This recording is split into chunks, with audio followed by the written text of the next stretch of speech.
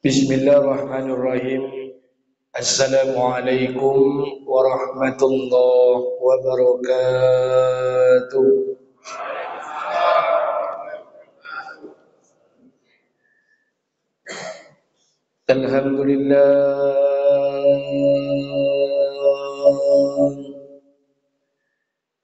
Alhamdulillah nahmaduhu wa nusalli wa nusallim ala rasulil karim.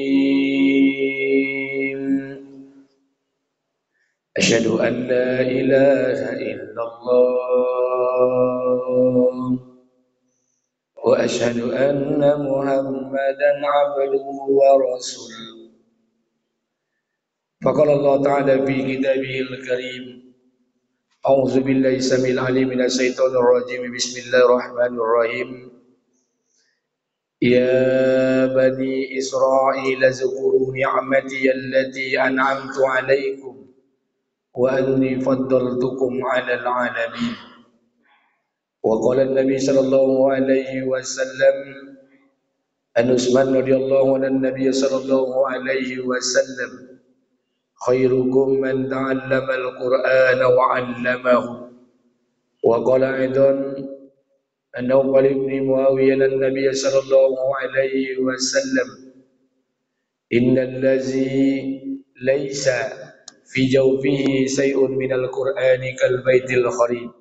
Sadaqallahul azim wa sadaqallahu ala nabiyil karim. Syukur kepada Allah, bersalawat kepada Rasulullah. Mudah-mudahan pada subuh hari ini Allah Subhanahu wa taala senantiasa berikan banyak kita kemuliaan. Kemuliaan yang pertama, Allah berikan kesempatan kita untuk melaksanakan salat subuh berjamaah. Salat ini perintah Allah dan berjamaah di Sunnahul Huda, sunnah Nabi Muhammad sallallahu alaihi wasallam. Kemuliaan yang kedua, Allah masih berikan kita kesempatan untuk bisa beriktikaf menjelang waktu syuruk dalam rangka mencari keridhaan Allah Subhanahu wa taala.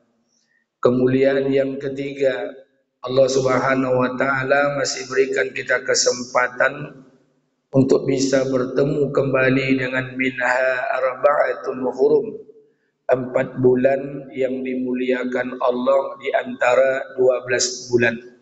Bulan itu bernama bulan Zulqa'dah, bulan Zulhijjah, bulan Muharram, dan bulan yang terjepit di antara Jumadil Akhir dengan bulan Sya'ban, yaitu bulan Rajab. Barang siapa yang beramal pada 4 bulan itu, amal mereka akan dilipat gandakan. Barang siapa yang berbuat dosa pada 4 bulan itu, dosa mereka pun akan dilipat gandakan. Salawat beriring salam tidak lupa pula kita sampaikan pada junjungan alam Nabi besar Muhammad sallallahu alaihi wasallam.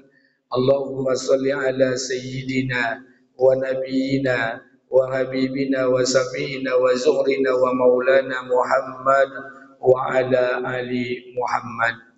Bapak Ibu yang dimuliakan Allah Subhanahu wa taala, subuh hari ini adalah hari yang pertama. Di pekan yang pertama kajian kita, dan insya Allah akan kita isi setiap bulannya dalam pembahasan Qasasul Anbiya, kisah para nabi dan kisah para rasul. Dahulu Ramadan sudah disampaikan dalam kajian zuhur, tapi karena waktu yang terbatas tidak cukup menceritakan kisah nabi. Karena yang paling banyak dalam Al-Quran itu kisah. 30 juz Al-Quran, 114 surat.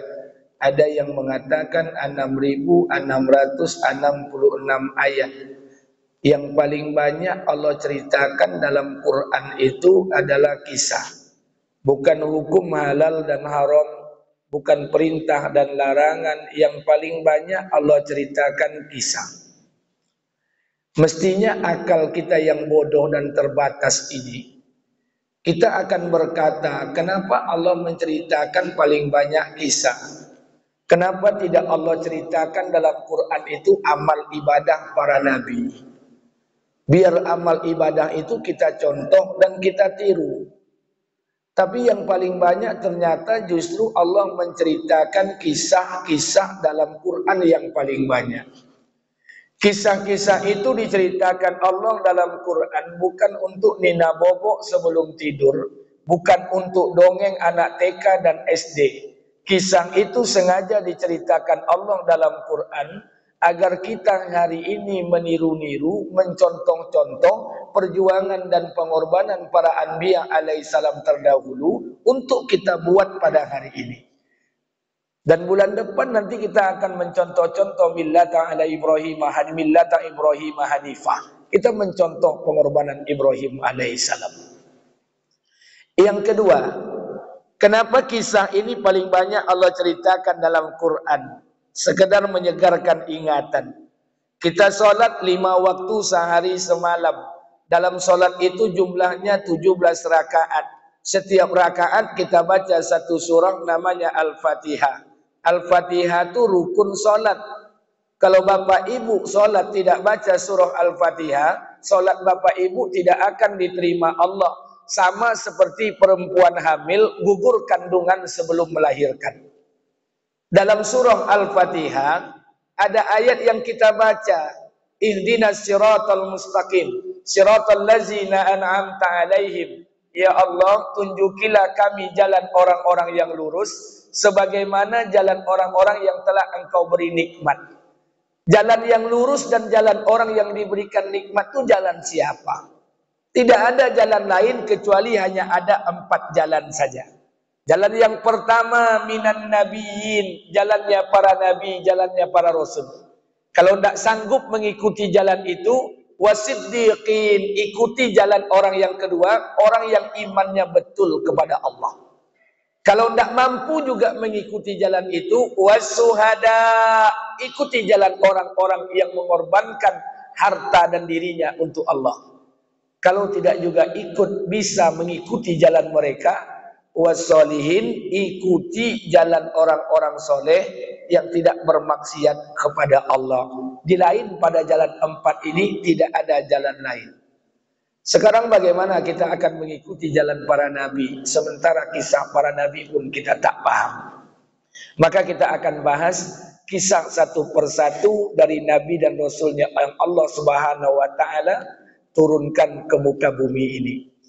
Bismillahirrahmanirrahim. Allah turunkan para anbiya alaihissalam di muka bumi ini jumlahnya 124.000 nabi dan rasul. 313 orang rasul. 25 nabi yang wajib diimani.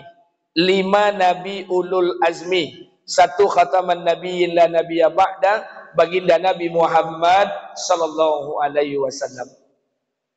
Di antara 124.000 nabi, 25 nabi yang wajib diimani. Jadi yang wajib diimani itu 25 nabi, Pak.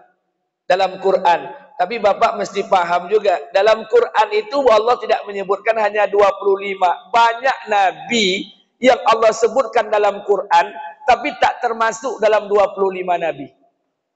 Jadi banyak nabi yang Allah sebutkan dalam Quran namanya, tapi tak termasuk dalam 25 nabi. Ada enggak kira-kira Pak, nabi yang Allah sebut dalam Quran, tapi tak tercantum dalam 25 nabi? Kira-kira ada enggak? Ada. Siapa nabi ya Pak? Siapa? Saleh. Saleh itu dicantumkan Allah dalam 25 nabi. Ada tidak nabi yang Allah tulis namanya dalam Quran, disebut oleh Allah dalam Quran, tapi dia tetap termasuk dalam 25 nabi? Ada atau tidak? Siapa? Hah? Nabi siapa Pak? Nabi yang Allah sebut namanya dalam Quran, tapi tak termasuk dalam 25 nabi. Ada atau tidak? Ada.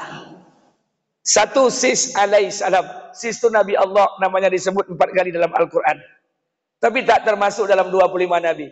Yang kedua ada yang mengatakan Khidir alaihissalam. Nabi Khidir, walaupun nama Khidir itu tak disebutkan secara jelas dalam Quran, Allah menyebutnya hambaku yang soleh, tapi tak termasuk dalam 25 nabi dan rasul yang wajib diimani dalam Quran. Ada orang tanya, Pak Ustadz, kenapa Nabi Sis itu disebut oleh Allah dalam Quran tapi tak termasuk dalam 25 Nabi? Kenapa Allah tak masukkan Nabi Sis itu dalam 25 Nabi? Jadi kalau ada jemaah yang bertanya seperti itu, tentu saya jawab matawa. Itu bukan urusan kita, Pak. Yang masukkan 25 Nabi itu bukan kita. Makanya oleh karena itu dari 25 Nabi tadi, 5 Nabi Ulul Azmi dan 1 khataman Nabi la Nabiyya ba'da baginda Nabi Muhammad sallallahu alaihi wasallam. Baik, sekarang kita mulai dari Nabi yang paling banyak Allah ceritakan dalam Quran. Jadi kita urut dari atas, Nabi yang paling banyak disebutkan Allah namanya, sampai nanti ke bawah kita selesaikan 25 Nabi dan Rasul. Nabi yang paling banyak namanya disebut dalam Quran, yang pertama adalah Nabi Musa alaihissalam. Nabi Musa ini namanya disebut oleh Allah sebanyak 136 kali dalam Quran. Kisahnya dikisahkan Allah hampir ke dalam 12 juz Al-Quran. Jadi jangan disangka Nabi Muhammad itu hanya 25 kali Allah menyebutnya namanya dalam Quran. Nabi Musa Allah sebut namanya 136 kali dalam Quran. Hampir Allah ceritakan ke dalam 12 juz Al-Quran. Nabi Musa alaihissalam adalah Nabi Allah subhanahu wa ta'ala yang diturunkan untuk kalangan Bani Israel. Jadi perlu Bapak Ibu ingat, ada satu kaum namanya Bani Israel. Kaum itu diberikan kelebihan oleh Allah dibandingkan umat-umat sebelum mereka. Tapi luar biasa, Bani Israel ini diberikan banyak nabi diturunkan kepada mereka. Hampir 14 nabi Allah turunkan dari keturunan Bani Israel. Termasuk dalamnya Musa alaihissalam. Jadi Musa ini nabi dari keturunan Bani Israel. Nabi Musa alaihissalam adalah nabi dan rasul. Juga termasuk Nabi dan Rasul ulul azmi. Jadi ulu itu artinya memiliki, azmi itu artinya tekad, keteguhan, pendirian, bahkan kesabaran, penderitaan di atas ambang-ambang batas manusia yang biasanya. Maka diberikan manusia yang memiliki keteguhan, tekad yang sangat kuat. Alhamdulillah. Maka diutuslah Nabi Musa alaihissalam. Nabi Musa alaihissalam diutus di tengah-tengah lingkungan kawasan Mesir. Diutuslah Nabi Musa alaihissalam oleh Allah subhanahu wa ta'ala. Nabi Musa ini Nabi Allah, Rasul Allah, yang nasabnya langsung sampai kepada Nabi Adam alaihissalam. Jadi para nabi itu nasabnya semuanya bersambung, Pak. Tidak ada nasab para nabi itu yang terputus. Bahkan maaf, tidak ada satupun para nabi dan rasul. Itu Rasulullah Shallallahu Alaihi Wasallam berkata, Abu Darda pernah meriwayatkan, dikatakan bahwa Rasulullah Shallallahu Alaihi Wasallam berkata, kata Nabi, sesungguhnya ayah-ayahku, ibu-ibuku, tidak ada satupun di antara mereka yang termasuk orang-orang yang berbuat zalim. Jadi maknanya seluruh hampir keturunan Nabi ke atas seluruhnya masuk dalam jalur para Nabi. Maaf, tidak ada satupun yang termasuk orang-orang yang berbuat zalim. Jadi nasab Nabi itu tersambung semuanya. Musa alaihissalam nasabnya tersambung kepada Nabi Adam alaihissalam. Sekarang kita lihat dari mana nasab Nabi Musa alaihissalam. Nabi Musa alaihissalam adalah nabi dari keturunan Bani Israel. Kita naik ke atas dulu, sekedar mengingatkan dan menyegarkan ingatan kita. Adam alaihissalam punya anak 40 orang.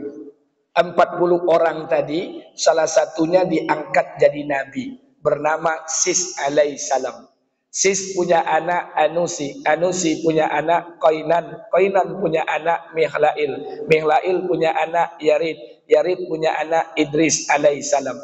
Idris punya keturunan Mutasalli, Mutasalli punya anak Lami, Lami punya anak Nuh alaihissalam. Nuh punya 4 orang anak, Kan'an, Sam, Ham, Yafid. Kan'an dihancurkan oleh Allah. tinggal 3 anaknya. Salah satu di antara 3 anaknya bernama Sam. Sam ini punya keturunan namanya Arfaksad. Arfaksad punya anak namanya Saleh. Saleh punya anak namanya Falik. Falik punya anak namanya Abir. Abir punya anak namanya Ra'u. Ra'u punya anak namanya Sarud. Sarud ini punya anak namanya Nahur. Dari Nahur ini lahirlah Azar, atau disebut dengan nama Tarah, atau disebut dengan nama Tari. Azar, Tarah, Tari ini punya anak namanya Ibrahim alaihissalam. Ibrahim ini punya istri 4. Salah satu istrinya adalah Sarah. Sarah punya anak Nabi Ishak alaihissalam. Ishak punya anak Nabi Yakub alaihissalam. Yakub punya anak 12 orang. Maka dikatakan Yakub ini Bani Israel. Di antara 12 orang tadi, salah satu anaknya diangkat jadi Nabi, Yusuf alaihissalam. Saudaranya Yusuf ada namanya Benjamin. Dari Benjamin ini punya anak Abu Makta. Abu Makta punya anak Matta. Matta punya anak Yunus alaihissalam. Saudara Benjamin ini ada namanya Lewi. Lewi itu punya anak namanya Azar. Azar punya anak namanya Muhid. Muhid punya anak namanya Kohat. Kohat punya anak namanya Imron. Dari Imron inilah lahir Musa alaihissalam, Harun alaihissalam. Dari keturunan Harun lahirlah Ilyas alaihissalam.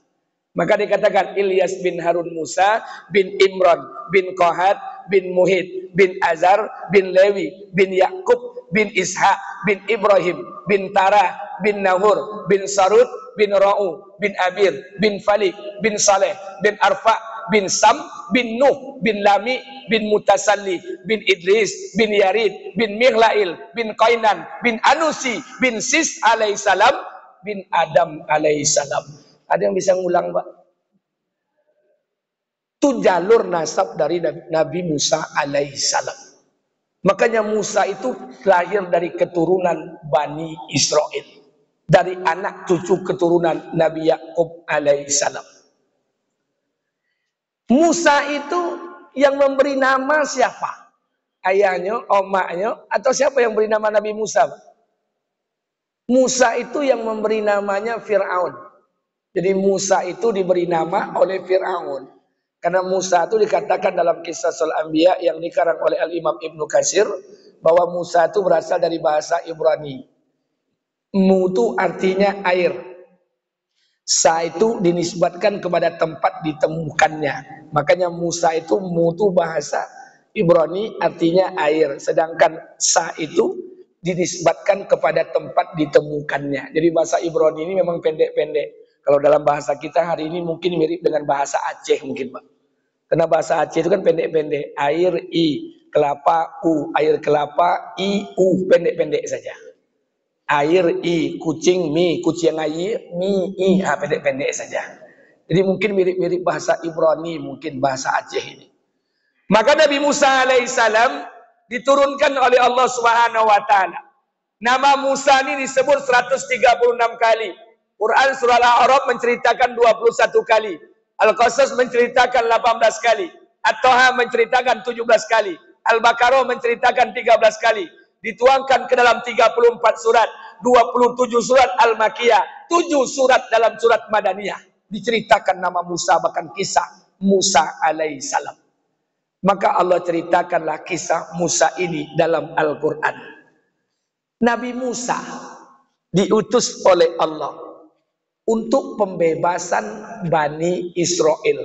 Jadi begini, di Mesir itu, Pak, ada 2 suku bangsa besar. Satu bangsa Kibti, satu lagi bangsa Bani Israel. Bangsa Kibti itu bangsanya keturunan Fir'aun. Sedangkan Bani Israel itu bangsa dari keluarga Nabi Musa alaihissalam. Jadi kalau bangsa Kibti itu bangsa darah biru. Kalau bahasa awaknya kasta Brahmana. Kepala dinas, eselon 1, eselon 2, pimpro, kontraktor, itu kasta Brahma. Sedangkan Bani Israel itu kasta Sudra, supir oplet, kernet, tukang, mencilok air, cilok jambu, lengkap semuanya. Jadi Bani Israel ketika itu kastanya kasta rendah. Dijajah oleh bangsa Kibti di Misra. Maka Allah utus Nabi Musa untuk pembebasan Bani Israel. Maka Nabi Musa alaihissalam dilahirkan di tengah-tengah mereka. Ayah Nabi Musa bernama Imran. Ibunya ada yang mengatakan namanya Yukabid. Ada yang mengatakan namanya Aminah. Para sejarah mencatat ada namanya Yukabid, ada namanya Aminah. Yang mana yang betul Ustaz? Matawa. Ini kan sejarah. Samunya orang kampung awak, namanya Rosmawati, diimbau Allah. Beda-beda. Ada yang namanya Yukabid, ada yang mengatakan namanya Aminah. Dalam Quran, ada Quran surat Al-Imran. Quran surat Al-Imran itu tidak menceritakan keluarga atau ayah Nabi Musa. Jadi ingat, ada Nabi yang ayahnya Imran. Satu, Musa, ayahnya Imran. Yang kedua, Isa punya ibu Maryam. Maryam punya ayah namanya Imran. Quran surat Al-Imran menceritakan kisah keluarga Maryam, bukan menceritakan kisah keluarga Musa.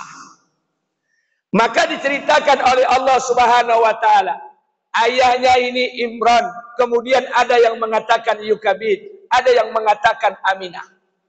Maka Nabi Musa alaihissalam dilahirkan di tengah-tengah kawasan Misra, Mesir. Kapan Nabi Musa dilahirkan? Nabi Musa, Allah Subhanahu wa taala ceritakan bahwa Nabi Musa dilahirkan tak kala ada satu orang raja. Raja itu bernama Fir'aun. Jadi Fir'aun ini bukan nama, tapi gelar buat raja-raja ketika itu. Asli nama Fir'aun itu adalah Manaftah. Manaftah itu Ramses II atau anak daripada Ramses II. Tapi diberikan gelar namanya Fir'aun. Maka ketika itulah Fir'aun, di tengah-tengah kerajaan singgasana Fir'aun, di tengah-tengah kekuasaan Fir'aun, Nabi Musa alaihissalam dilahirkan. Dulu ketika Nabi Musa akan dilahirkan, Fir'aun ini bermimpi. Mimpinya di 3 malam berturut-turut. Apa mimpinya?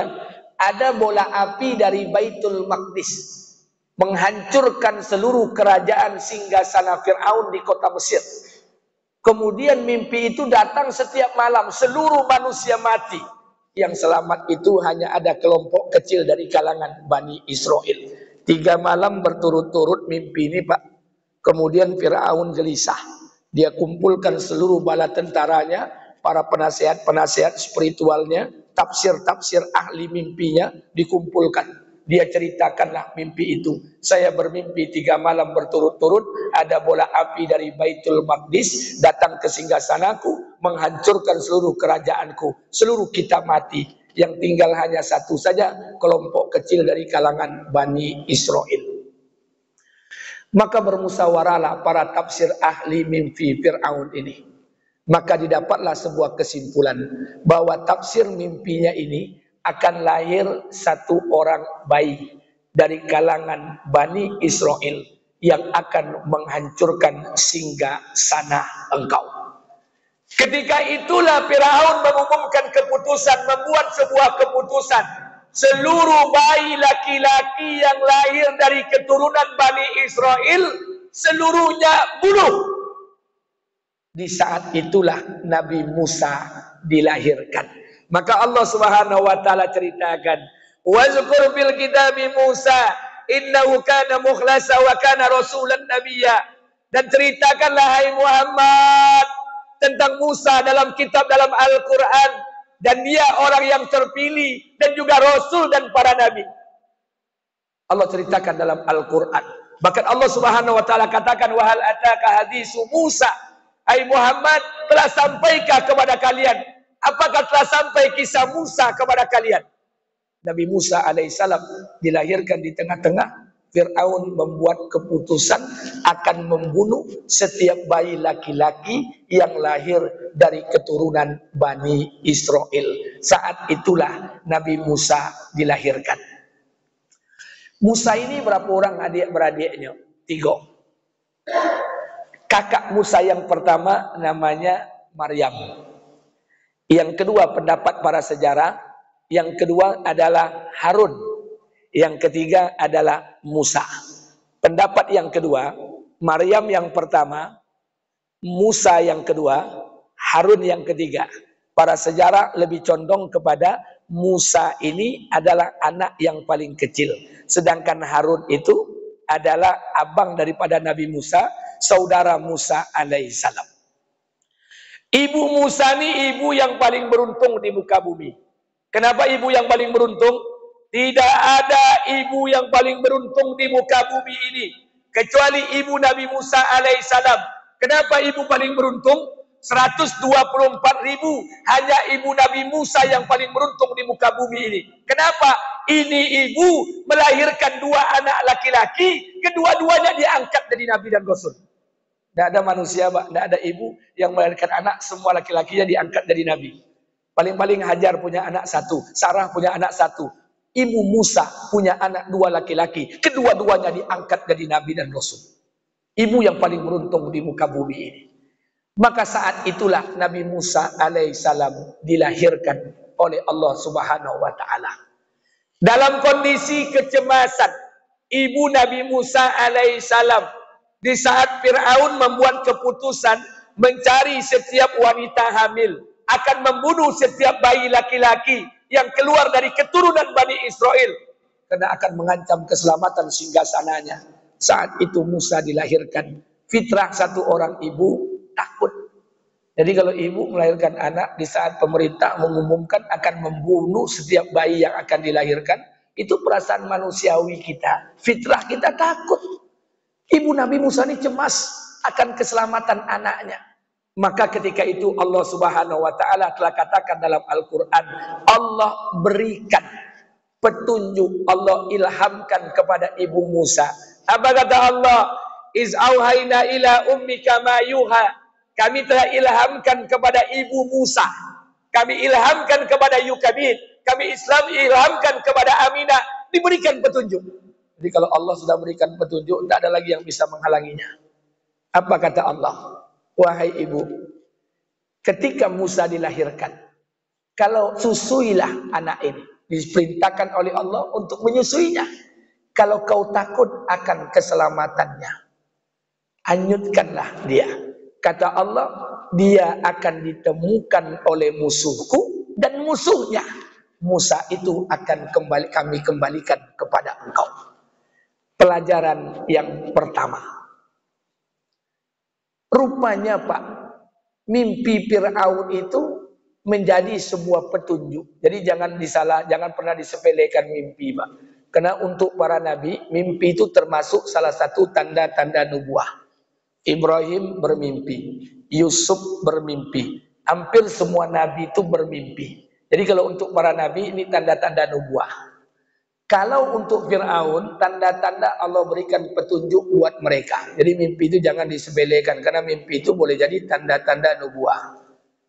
Maka mimpi itu, ini mohon maaf, kita juga mimpi juga Pak. Cuma mimpi kita kan tidak tahu arti mimpi kita apa arti hari ini. Tapi Nabi Musa bermimpi, Fir'aun bermimpi, ditafsirkanlah oleh ahli mimpinya. Bahwa akan ada bola api dari Baitul Maqdis yang akan menghancurkan singgasana Musa. Itu versi tafsir ahli mimpi Fir'aun.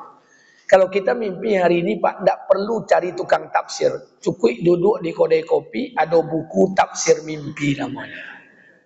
Tinggal buka saja Pak. Orang gilo 32, ular 78, buayo cie kaki ompek 1. Jadi tidak perlu kita cari-cari tafsir mimpi. Lado buku tafsir mimpi di kedai kopi. Cukup minum segelas kopi, bacalah tafsir mimpi itu. 1. Yang kedua, kalau Allah sudah memberikan ilham, petunjuk kepada ibu Musa, diperintahkan kepada ibu Musa, wahai ibu, susukanlah dia. Maksudnya susukanlah Musa itu. Kalau kau takut akan keselamatannya, hanyutkan dia. Dia akan ditemukan oleh musuhku dan musuhnya. Dan Musa ini akan kami kembalikan kepada engkau. Kau bayangkan. Pelajaran kedua, kalau Allah ingin menyelamatkan satu orang hamba, itu bukan Allah jauhkan hamba itu dari orang yang dia takuti. Tapi justru Allah makin dekatkan dia dengan orang yang ditakutinya. Beda sama awak. Kalau awak punya utang supaya selamat, tidak ditagih, makin jauh, makin ancak. Iya atau tidak? Tapi Allah makin didekatkan. Ibu Musa takut dengan Fir'aun, justru Musa didekatkan oleh Allah dengan Fir'aun. Sama dengan kisah Ibrahim. Ibrahim ketika kisahnya dibakar hidup-hidup, maaf, apa kata Allah dalam Quran? Ya nar kuni bardan wa salaman ala Ibrahim. Wahai api, dinginlah engkau. Kenapa Allah katakan kata dingin dalam api? Kenapa Allah tidak gunakan kata ya nar, wahai api, padamlah engkau? Kenapa Allah gunakan kata dingin? Bukankah mendinginkan dan memadamkan api bagi Allah mudah? Tapi Allah tidak gunakan kata padam. Allah gunakan kata ya nar kuni bardan wa salaman ala Ibrahim. Wahai api, dinginlah. Kenapa kata ulama? Kalau seandainya Allah padamkan itu api, kemudian Ibrahim selamat, orang-orang yang menyaksikan ketika itu akan berkata, wajar Ibrahim selamat, wong apinya padam. Tapi Allah biarkan apinya hidup, Allah angkat sifat panas pada api, Allah selamatkan Ibrahim di tengah-tengah api yang berkobar, maka orang yang menyaksikan ketika itu baru nampak oleh mereka qudratullah, kehebatan Allah. Seperti itu Musa. Ibu Musa takut dengan Fir'aun. Tapi justru Musa makin didekatkan oleh Allah kepada Fir'aun. Dihanyutkanlah Musa ini di sebuah sungai. Kemudian Musa ini terdampar di tempat pemandiannya Fir'aun. Kisah kau dari ketek lah tontu de awak pak. Maka turunlah Asia istri Fir'aun mandi. Dia tengok ada kotak, ketika dia buka ada bayi. Diilhamkan kepada Asia rasa cinta dan kasih sayang dari bayi Musa kecil mungil ini. Diambillah oleh Asia, dibawalah ke singgasananya. Apa kata Fir'aun? Dek, apa tuh? Kata Asia, saya temukan bayi di sungai bang. Di mana? Di tempat pemandian kita. Kata Fir'aun, inilah bayi yang akan menghancurkan singgasanaku. Bunuh! Kata Fir'aun. Mendengar suaminya berkata demikian, apa kata Asia? Asia meninggikan suaranya. Kata Asia, la taqtuluhu. Jangan kamu bunuh dia. Karena bayi ini akan menjadi penyejuk mata bagiku dan akan menjadi penyejuk mata bagimu. Atau apa kata Fir'aun? Ayo lah, tidak jadi. Jadi rupanya takut ke bini dari dulu lah. Tidak kini ya dong. Jadi bapak kalau takut sama istri jangan khawatir. Kita ada pendahulu kita Fir'aun. Raja penguasa itu takut ke bini biasa saja Pak. Jadi kalau orang yang takut ke bini, mazhabnya bukan Syafi'i, bukan Syafi'iyah, tapi Fir'auniyah. Jadi jangan khawatir, Fir'aun itu lebih dulu takut dibandingkan istrinya. Maka tak jadi, justru Nabi Musa dibesarkan di tengah-tengah lingkungan keluarga yang akan membunuhnya. Pelajaran yang ketiga. Sebetulnya Pak, tugas kita ini satu orang hamba. Dekatkan diri kita ini dengan Allah. Maka setelah diri kita ini dekat dengan Allah, Allah akan menjadikan pelindung buat kehidupan kita. Jadi kita tidak banyak cerita lagi Pak. Tugas kita jadikan diri kita ini hamba. Dekatkan diri kita ini dengan Allah. Kesombongan-kesombongan Fir'aun yang nantinya Allah akan menghancurkan singgasana Fir'aun dibalas oleh Nabi Musa yang kecil. Coba bayangkan. Di saat itu Fir'aun berkuasa. Di saat itu Fir'aun jadi raja. Musa bayi tidak berdaya. Tapi Allah berkehendak lain. Justru ketika orang takut kepada Fir'aun, Allah pelihara Musa di tengah-tengah singgasana Fir'aun. Itu tandanya Allah nak ingin menunjukkan kudratullah. Allah nak menunjukkan kehebatannya. Kalau Allah sudah menjaga Pak, makhluk mana lagi yang bisa menganiaya dalam kehidupan kita ini. Maka tugas kita hari ini, dekatkan dan sandarkan diri kita ini dengan Allah Subhanahu wa Ta'ala. Kalau seperti ini kehidupan kita, Pak, apalagi yang membuat kita takut di kehidupan dunia. Fir'aun sombong, dengan kesombongan inilah yang membuat kehancurannya. Sama seperti kisah Nabi Nuh, besok kita akan cerita. Maka kisah Nabi Nuh, dahulu Nuh itu pernah berpesan. Nabi Nuh sebelum meninggal dunia, dulu pendahulu mereka, sebelum Nabi Nuh meninggal dunia, Nabi Nuh itu berpesan kepada umat, kepada kaumnya ketika itu. Ali bin Abi Thalib berkata kepada Rasulullah, ya Rasulullah, apakah pesan Nabi Nuh sebelum meninggal dunia? Apa kata Rasulullah sallallahu alaihi wasallam? Wa qala Nuh wa'murukum anisnataini wa anhaakum anisnataini. Kata Nuh alaihi salam, Nabi kita katakan bahwa Nuh berpesan kepada kaumnya, berpegang teguhlah engkau dengan dua perkara, wa'murukum anisnataini wa anhaakum anisnataini. Pegang dua perkara. dan jangan kau sentuh dua perkara. Aku benci dengan dua perkara ini. Wa'murukum ini. Apa dua perkara itu? Berpegang teguhlah kalian dengan kalimat la ilaha illallah wa subhanallah wa bihamdi. Kemudian jangan engkau sentuh dua perkara. Apa dua perkara itu? La syirku billah wal kibir. Janganlah engkau mensekutukan Allah dan berbuat sombong di muka bumi ini. Firaun pun sombong, ditenggelamkan dan dihancurkan oleh Allah Subhanahu wa taala. Nabi Nuh telah berpesan, Rasulullah sallallahu alaihi wasallam telah mengatakan, la syirku billah wal kibir. Janganlah engkau mensekutukan Allah dan berbuat sombong di kehidupan dunia ini. Makanya mohon maaf Bapak Ibu yang dimuliakan Allah, setelah Nabi Nuh turun 600 tahun setelahnya muncullah kaum yang lebih sombong dibandingkan umat Nabi Nuh. Kaum itu bernama kaum Ad.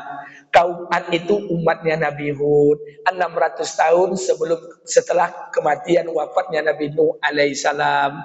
Bapak kalau baca sejarah, kaum Ad itu badannya besar-besar, tingginya 95 hasta. 95 hasta itu berapa meter, Pak? La ilahnya makanya perlu dihitung, jangan gilu piti ke piti je dihitung. 95 hasta itu diperkirakan 38 sampai 42 meter satu hasta. Bayangkan dikembalikan fisik kaum Ad itu seperti Nabi Adam. 95 hasta, 42 meter. Maka dikatakan dalam sejarah kalau kaum Ad mencabut batang korma, itu sama mencabut batang sawit sebelah kiri. Bahkan dikatakan dalam sejarah, kaum Ad pernah berkata, apa kata kaum Ad? Sesungguhnya pendahulu kami, maksudnya pendahulu kami itu Nabi Nuh sebelumnya, mereka tuh orang-orang lemah. Kalau datang banjir mereka mati. Hari ini kalau banjir datang paling-paling hanya sepinggang kami saja. Sombong. Bahkan kaum Ad ini pernah berkata, kaum Ad ini diberikan kelebihan oleh Allah. Apa kelebihannya? Dia bisa mengukir dari batu, bukit-bukit batu antara Hadramaut dengan Yaman itu bukit-bukit batu mereka ukir. Setelah mereka ukir, mereka buat rumah-rumah mereka. Setelah mereka buat rumah-rumah mereka, setelah cantik, tapi mereka tak tinggal di sana. Mereka tinggal di atas tenda-tenda di padang pasir yang mereka buat. Di kelakuan kaum Ad. Kaum Ad ini dihancurkan oleh Allah karena tidak beriman. Tapi maaf, kaum Ad tidak ada sampai hari sekarang. Sampai saat sekarang pun kaum Ad sudah tidak ada. Tapi mental kaum Ad sampai hari ini masih banyak. Apa mental kaum Ad? Kaum Ad itu bangun rumah besar-besar di atas bukit. Kemudian dia tak tinggal di rumah, dia tinggal di tenda-tenda buruk mereka. Mental itu masih ada kini. Ada rumah awak godang 7 kamar. Ini ndak yo pernah lolok di rumah itu. Itu mental kaum Ad. Ompe otonya ke mana-mananya pakai Honda aja nya. Ada tetangga saya sebelah rumah. Beli oto tahun 2009 boleh. 2020, 2021, 2022, 2023. Ompek tahun. Lambukan tengok di garasenya 3 kali ganti selimut oto. Berapa kali oto itu keluar? Baru 7 kali. Raya Haji, Raya Idul Fitri. Kamu tanya ke anaknya, mana papa? Papa kerja. Pakai apa? Pakai Honda. Terus kalau hujan, pakai mantel. Apa dia guna? Hati-hati Pak. Oto ompek kemana-mana pakai Honda aja. Saya ingin sampaikan buat kita bersama Pak. Ini mohon maaf. Kaum Ad memang tak ada Pak. Tapi mental kaum Ad itu sampai hari ini masih ada. Rumah godang lantai 2, kamar 7. Tapi dia sendiri pun tak pernah tidur di rumah itu. Makanya mohon maaf Bapak Ibu yang dimuliakan Allah. Atau jangan-jangan inilah yang dipesankan Nabi Nuh pendahulu, Nabi Musa dahulu. La syirku billah wal kibir. Jangan kalian berbuat sombong di kehidupan dunia. Sekarang saya mau tanya Pak. Saya tidak ingin memarginalisasi, diskriminasi dan sebagainya. Saya tidak ingin etnosentris primordial. Enggak. Saya mau tanya buat kita bersama Pak. Siapa orang Sumbar situ Pak? Orang Minang. Orang Piaman. Mana orang Piaman? Jo. Mana orang Piaman? Tidak ada orang Pariaman juga dah. Mana orang Pariaman angkat tangan? Ajo Piaman dia. Piaman di mana aja? Sungai Sari. Ambo baru pulang dari Sumatera Barat.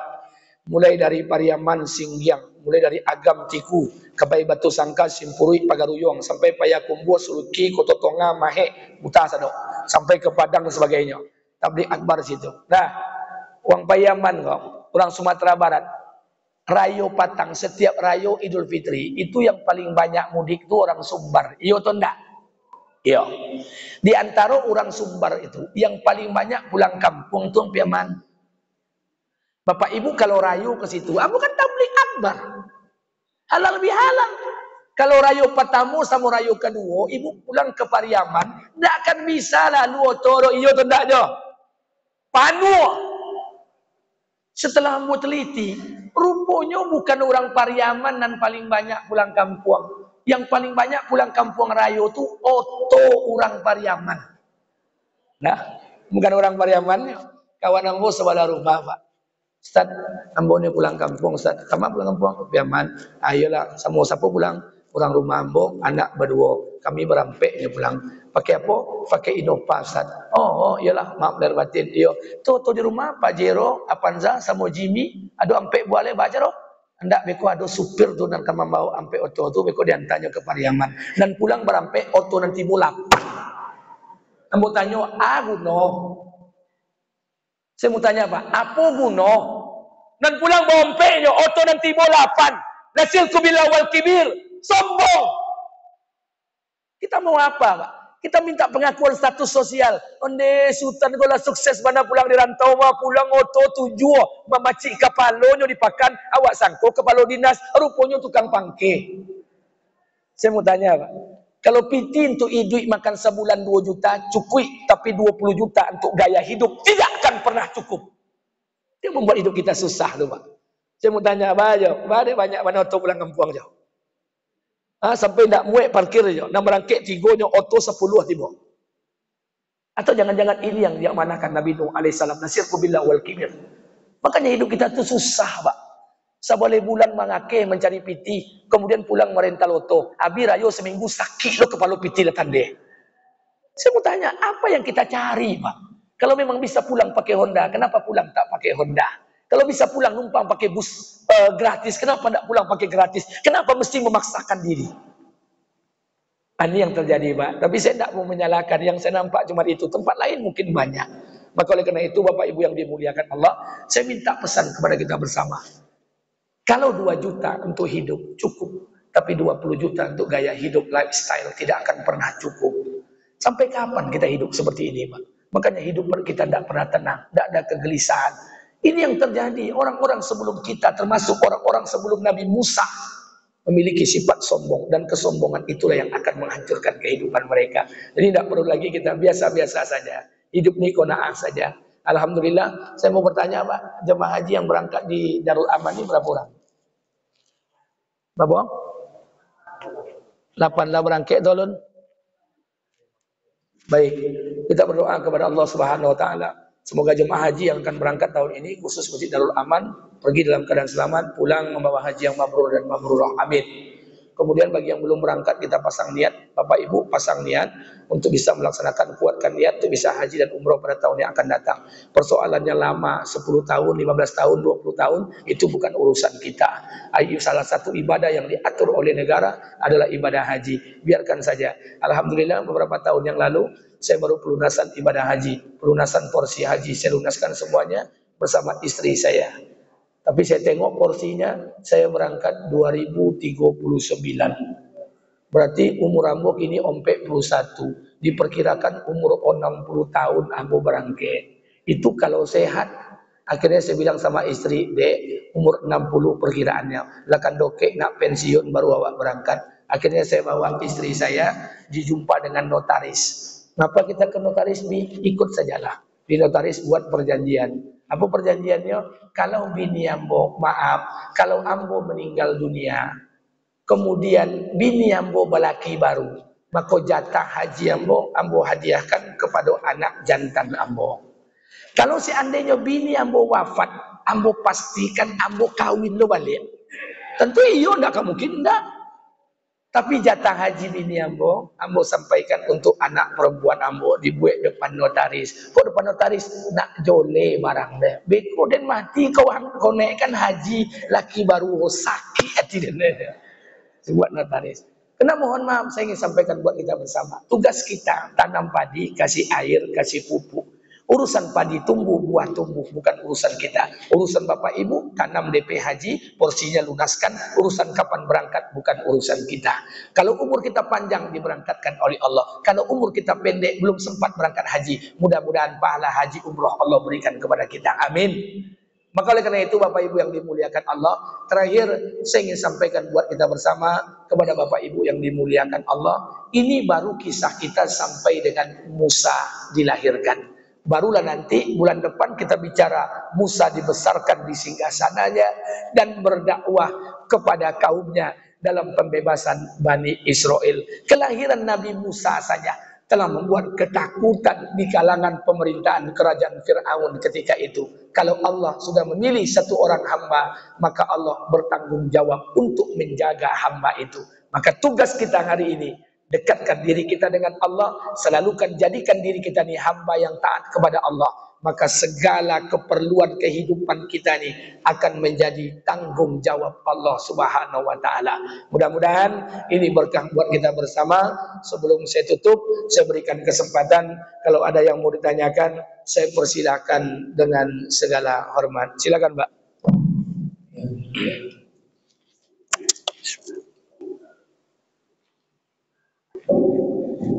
Assalamualaikum warahmatullahi wabarakatuh. Assalamualaikum.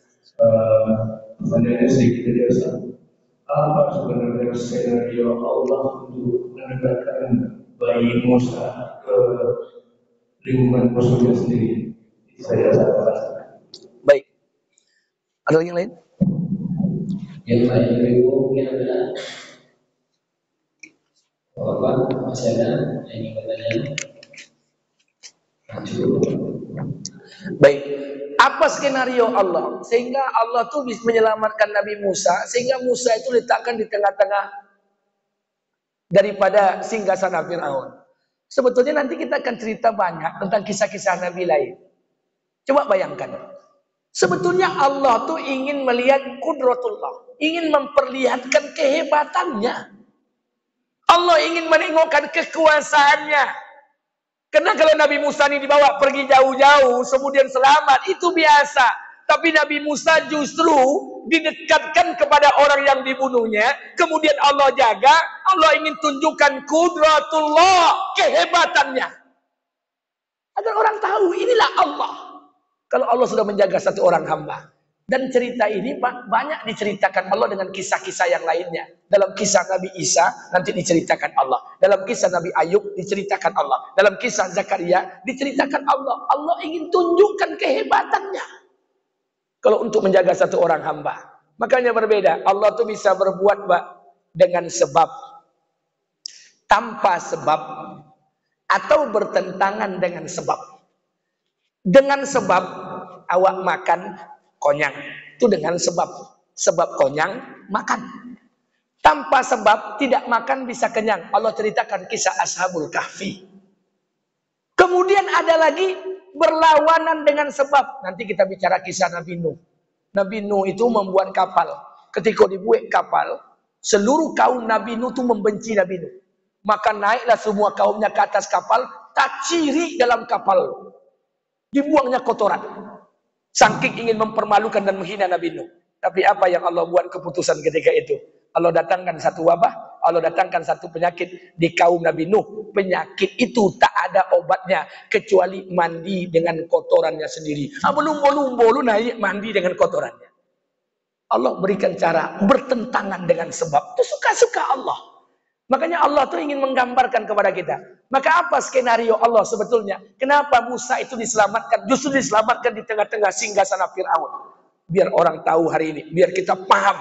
Kalau Allah sudah menjaga satu orang hamba, Allah akan menunjukkan kekuasaan atas penjagaannya. Mudah bagi Allah. Tapi kalau Allah bawa Musa jauh pada dari kota Mesir, masuk ke kota Madian, kemudian selamat, biasa saja. Sama dengan kita. Takut dengan orang, makin jauh dari orang itu, makin selamat. Tapi Allah tidak begitu. Allah makin dekatkan manusia kepada orang yang ditakutinya. Dua. Sebetulnya takut dengan manusia itu fitrah. Jadi ibu Musa takut dengan Fir'aun itu fitrah. Fitrah. Jadi ibu Musa takut dengan Fir'aun itu fitrah dan manusiawi. Pak RT takut di PRW manusiawi. Gari Mesoji takut sama ketua Mesoji itu manusiawi. Lurah takut sama camat manusiawi. Yang tak boleh itu kan ketakutan kepada makhluk melebihi ketakutan kita kepada Allah. Sama dengan teman saya cerita di kampus. Dia ceramah di kampung. Tidak ada yang perlu kita takuti kecuali Allah. Selain daripada Allah adalah makhluk, tidak boleh kita takut. Yang kita takut itu cuma Allah. Setelah selesai ceramah, ditanya di jamaah. Leyo Ustaz. Apa tuh Bu? Soalnya 2 minggu yang lalu kami dapat cerita. Ustaz PK di kebun bersuara mau. Ustaz lari. Tapi kata Ustaz tidak ada yang perlu ditakuti kecuali Allah. Itu apa dia Ustaz lari dari rimau? Apa kata Ustaz kau? Dan lari dari rimau dia bukan takut, tapi bonci. Sama. Tidak usah bercerita, duto. Jadi fitrah dengan ketakutan dengan manusia itu fitrah. Jadi mohon maaf yang tak fitrah itu bini, laki takut ke bini itu tak fitrah itu. Nah, jadi kalau ketakutan dengan pimpinan itu biasa saja. Makanya saya katakan waktu pengajian ibu-ibu, Bu, saya biasanya tidak pernah menyampaikan masalah istri, masalah keluarga, tidak pernah. Karena mohon maaf, karena dulu kan saya belum nikah. Tapi setelah saya menikah, Pak, saya itu tidak habis pikir juga, Pak. Ya banyak yang saya tidak habis pikirkan. Karena terkadang kadang-kadang dari mana lah datang ada kisah suami takut bini, tidak masuk akal lambo. Kenapa tidak masuk? Yang bekerja lakinya, yang PNS lakinya, dan punya sawit lakinya, dan punya oto lakinya, dan punya rumah lakinya, dan punya aset lakinya. Tapi kok ada laki takut ke bini? Tidak masuk di otak ambo. Tapi setelah ambo nikah, baru ambo tahu, ya bagak bini awak dulu. Baru ambo tahu, Pak, memang bagak bini awak. Walaupun bini awak pertama SMA, la ilaha illallah. Tapi sudahlah, kita kan tidak membahas itu. Tapi yang jelas, saya ingin sampaikan buat kita bersama, itulah skenario Allah. Allah nak ingin menunjukkan kudratullah, kehebatannya. Kalau tak nampak, Allah ingin nak buat pelajaran. Begitu cara Allah untuk menjaga satu hambanya. Baik, saya pikir cukup. Ada lagi yang mau tanyakan terakhir? Tidak ada pertanyaan atau memang tidak tontu nangka ditanyuan? Baik. Saya jawab dulu. Baik. Baik Bapak Ibu yang dimuliakan Allah Subhanahu wa taala, kisah kita baru sampai kepada kisah dilahirkan Musa. Jadi nanti kita orang tanya Pak Ustaz bagaimana Yahudi dan Nasrani? Belum. Kita baru Musa aja baru dilahirkan. Nanti kita akan lihat perjuangan dan pengorbanan Nabi Musa. Karena maaf, kalau kita bicara Musa, kita akan bicara Fir'aun. Kalau kita bicara Fir'aun, kita akan bicara Haman. Haman itu wazir, perdana menteri Fir'aun, manusia serba bisa. Orang kepercayaan Fir'aun, ekonomi Haman juga, orang infrastruktur Haman juga, strategi perang Haman juga. Maka kalau kita bicara Haman, Korun bendaharanya Fir'aun. Jadi Haman itu manusia serba bisa, orang kepercayaan Fir'aun. Kalau bahasa wakini Menko, urusan COVID inyo juga, urusan vaksin inyo juga. Ampun tak sobik namo. Nah, jadi mohon maaf Bapak Ibu yang diwakili. Nanti kita akan bicara. Nabi Khidir zaman Musa juga. Kisah Masitoh zaman Musa saja. Kita akan bicara satu persatu perjuangan Musa alaihissalam. Mudah-mudahan ini berkah buat kita bersama. Lebih dan kurang saya mohon maaf.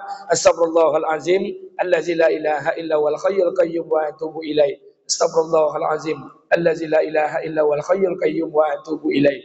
A'udzubillahi minasyaitonirrajim. Bismillahirrahmanirrahim. Alhamdulillahirabbil alamin. Wassalatu wassalamu ala asrofil bil mursalin wa ala alihi wa sahbihi rasulillahi ajma'in. Allahumma fil lana dzunubana wa liwalidayna warhamhuma kama rabbayana shaghira wa li jamil muslimina wal muslimat wal mu'minina wal mu'minat al ahya'i minhu wal amwat innaka samiul qaribul mujibud da'wat amin ya Allah ya qadiyal hajat. Rabbana zalamna anfusana wa illam taghfir lana wa tarhamna lanakunanna minal khasirin. Allahumma hdina siratal mustaqim. Allahumma hdina siratal mustaqim. Allahumma hdina siratal mustaqim. Siratal ladzina an'amta 'alaihim minan nabiyyin wasiddiqin wasuhada'i wassalihin. Rabbana atina fid dunya hasanah wa fil akhirati hasanah wa qina azabannar. Subhana rabbika rabbil izzati amma yasifun. Wassalamun alal mursalin. Walhamdulillahi rabbil alamin. Bapak Ibu yang dimuliakan Allah, saya mohon izin habis salat subuh nanti saya tidak bisa sama-sama menikmati hidangan. Kalau memang ada zoki yang bawa copek dibungkui gini.